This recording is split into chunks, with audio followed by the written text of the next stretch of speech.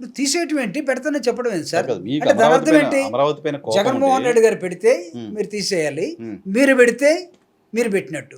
కాదు Jaganmohan Reddy is it not destruction? Amaravati పైన కోపంతో అమరావతి నగరంగా నిర్మాణం కావద్దనే దురుద్దేశంతో మీరు ఇవన్నీ తీసుకొస్తున్నారు, ఉత్తరాంధ్ర అని, రాయలసీమ అని, ఇంకేదో తీసుకొస్తున్నారు అని అనుకునే వాళ్ళకి ఏం చెప్తారు?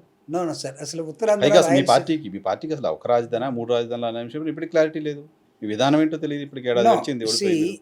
మా పార్టీ 3 రాజధానులు అనే ఒక ఆలోచన చేసి ఉమ్, మేము ఇబ్బంది పడ్డాం. చేతులు కాల్చుకున్నారు. మీరు అన్నట్టుగా చేతులు కాల్చుకున్నాం అనుకుందాం. ఉమ్, సో అయితే మేము జగన్మోహన్ రెడ్డి గారి అన్నదాని ప్రకారం రాజధాని అంటే యాక్సెప్ట్ చేయలేకపోవచ్చేమో, కానీ ఉమ్, రాజధాని పేరుతోటి ఆ ఏరియాని డెవలప్ చేయడం కోసం ఆయనకు ఒక ప్లాన్. ఉమ్, ఆయన ప్లాన్ అది. ఉమ్, కూర్చోవచ్చు, అక్కడ కూడా కూర్చొని నీకు పరిపాలన చేయొచ్చు. ఒకవేళ ఆయన కూర్చొని ఉంటే అడిగేవాడు కూడా ఉండకపోవచ్చు. ఉమ్, ఏమయ్యా నువ్వు అమరావతిలో కూర్చోకుండా, లేకపోతే తాడేపల్లిలో కూర్చోకుండా ఆడెందుకు కూర్చున్నావు అని అడిగేవాడు ఉండకపోవచ్చు. అవును. ఎక్కడి నుంచే చేయొచ్చు. ఉమ్, ఏం ఢిల్లీలో కూర్చొని ఈ దేశంలో ఉన్నట్టే కన్యాకుమారి నుంచి అక్కడ దాకా కాశ్మీర్ దాకా ప్రధానమంత్రి పరిపాలించట్లా ఉమ్, అనుకుందాం, చేయొచ్చు. ఉమ్, అయితే ఇది మీరు అసలైనటువంటి బ్యాక్వర్డ్ జిల్లాలను వదిలేసుకుని ఉమ్, ప్రభుత్వం సెంట్రల్ గవర్నమెంట్ చెప్పిన రీఆర్గనైజేషన్ యాక్ట్ రాష్ట్రం విడిపోయేటప్పుడు చెప్పిన దాన్ని పెడచెవిని పెట్టేసి నేను ఈ ప్రాంతాన్ని మాత్రమే డెవలప్ చేస్తానంటే, రేపు డెవలప్ అయినటువంటి ప్రాంతంలో బాగా డెవలప్ అయింది అనుకుందాం, ఉమ్, అది హైదరాబాద్ కన్నా లేకపోతే నీకు అమెరికా కన్నా ఇంకా ఎక్కువ డెవలప్ అయింది అనుకుందాం, ఆ ట్యాక్సెస్ అని ఎవరు కట్టాలి? అక్కడ వాళ్ళు కట్టాలనా, లేకపోతే శ్రీకాకుళం వాడు, కడపోడు, చిత్తూరు వాడు కట్టాలనా? ఖచ్చితంగా రాష్ట్రంలో భాగమైనది వాడు కూడా కట్టాలిగా. రేపు అతను అడగడా నాకేంట్రా, నేను ఇక్కడ జరిగినటువంటి దానికి నేను ఎందుకు కట్టాలని ఒక క్వశ్చన్ వేస్తే ఇంకోసారి విడిపోదామా? స్టేట్ కదా, ఇంకోసారి విడిపోతామా? ఉమ్, ఉమ్, ఉమ్, ఎన్నిసార్లు విడగొడతారు ఆంధ్రప్రదేశ్ని? విడిపోయేటప్పుడు మీ ఆలోచన ఏంటి? నేను అడుగుతున్నా పబ్లిక్. సార్ మీరు మనకు ఎక్స్పీరియన్స్ ఉందని I'm not trying to negative వేలో నేను క్వశ్చన్ చేయట్లేదు, ఉమ్. పాజిటివ్ వేలో ఒక ఆశావాదిగా మాత్రం నేను అడుగుతా ఉన్నాను. 9 నగరాలు నిర్మించబోతున్నాం, అక్కడ 1,00,000 కోట్లు పెడితే రేపు పొద్దున మొత్తం రాష్ట్రం అదే పోషిస్తుంది అని కదా.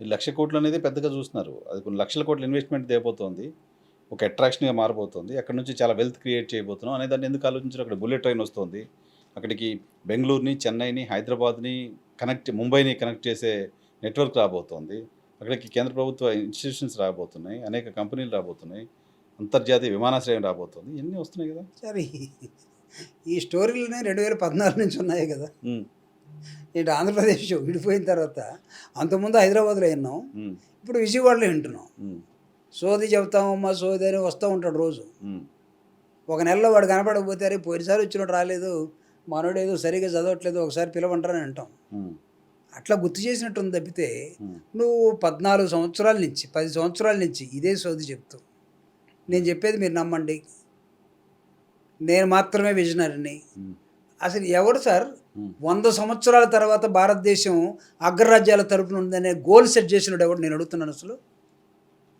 ఉమ్, అంటే నీకు ఒక దేశం ఎదగాలంటే 100 సంవత్సరాలు పడుతుందా నీకు? నిజంగా చేయగలరు అప్పుడు కూడా? దాని వెనకాల మమ్మల్ని అందరినీ తోకబొట్టుకొని పరిగెత్తమంటారా? ఉమ్.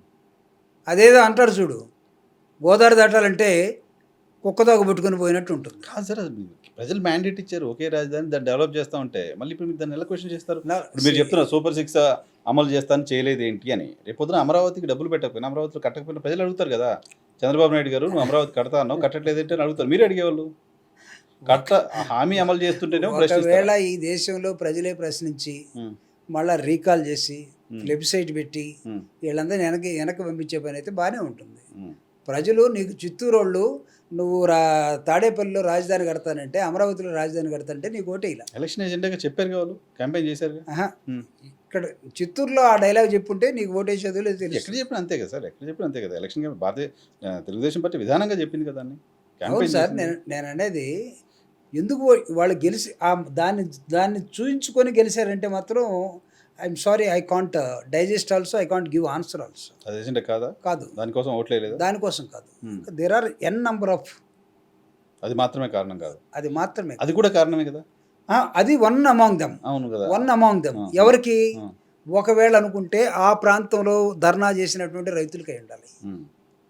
నీ ధర్నాలోకి గుంటూరు వాళ్ళు రాలేదండి, నువ్వు సంవత్సరం కాలం 2 సంవత్సరాలు నేను ధర్నా చేసి చెప్పావు నో డౌట్ చేశారు. విజయవాడలో ఏమి రాలా, మచిలీపట్నం వాళ్ళు ఏమి రాలా, అక్కడ ఉన్నటువంటి ఆ విలేజ్ వాళ్ళు వాళ్ళతో చేసుకున్నావు.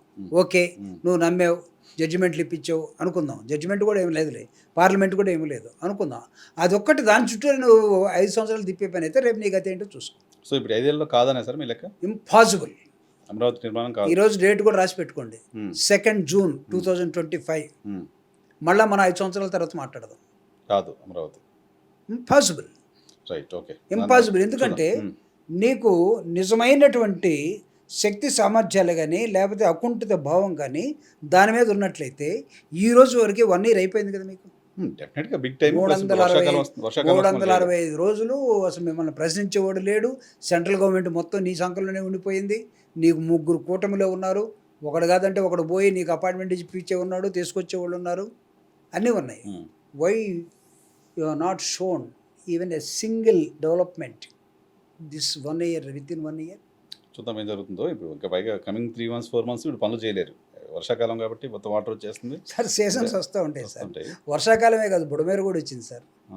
బుడమేరే కాదు, దావోస్ కూడా పోయి వచ్చాను సార్. దావోస్లో అడిగారు, మీ రాజధాని అంతా మునిగిపోయింది కదా, ఒక వాగు వస్తే రేపు అక్కడ నిర్మాణాలు ఎలా వస్తాయని అడిగారు సార్. అదే కాదు సార్, పవన్ కళ్యాణే చెప్పాడు ఈ రాష్ట్రంలో లా అండ్ ఆర్డర్ లేదని. ఆ హోమ్ మినిస్టర్ నాకు ఇవ్వండి, లా అండ్ ఆర్డర్ లేదంట కదా, మేము ఎలా వస్తామని దావోస్లోనే అడిగారు సార్. ఈ రెండు కూడా మేము చెప్పింది వైఎస్ఆర్ కాంగ్రెస్ పార్టీ చెప్పింది కాదు. ఒకవేళ నీకు పారిశ్రామికవేత్తలు రావాలంటే వాళ్ళకి ఒక అనువైనటువంటి ప్రదేశం కావాలి. నీ ప్రదేశం నువ్వు చూపించేది మాకు అనువైనది కాదంటే కదా.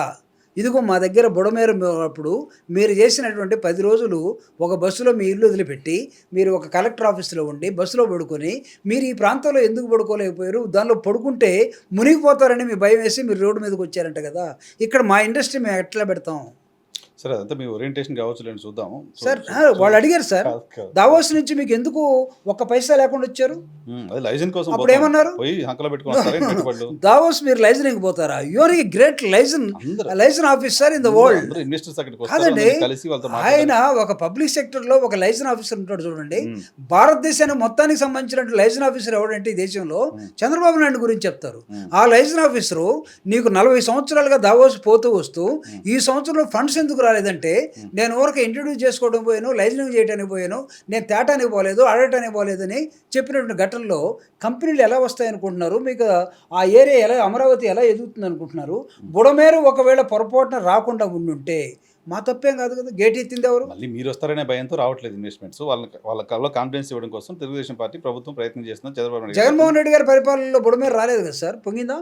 బుడమేరు కదా, ఏపీకి పెట్టుబడులు పెట్టాలంటే భయపడుతున్నారట. మళ్ళీ జగన్మోహన్ రెడ్డి వస్తే ఎట్లా మా పరిస్థితి, గ్యారెంటీ ఇస్తారా ఏమన్నా అని అడుగుతున్నారంట. మా తరఫున కూడా వాళ్ళే గ్యారెంటీ ఇవ్వమనండి, మాతో బాగుండమనండి, మా జనాలను కొట్టద్దని చెప్పండి, మా నాయకులను జైలు వేయద్దని చెప్పండి, ఈ రాష్ట్రంలో అల్లకొల్లను సృష్టించదని చెప్పండి, ఈ రాష్ట్రంలో శాంతి భద్రతలు ఉన్నాయి, మేము ఎవరిని అరెస్ట్ చేయట్లేదు, ఏ దళితులను కొట్టడం లేదు, ఎవరిని మేము బొక్కలు వేయట్లేదు, ఎవరిని మేము రౌడీ షీట్ పెట్టడం లేదు, ఎవరిని మేము చంపటం లేదు, ఎవరిని మేము ఇబ్బంది పెట్టడం లేదు, మా దగ్గర రెడ్ బుక్ లేదు. సార్ రెడ్ బుక్ మీరే చెప్తారు. రెడ్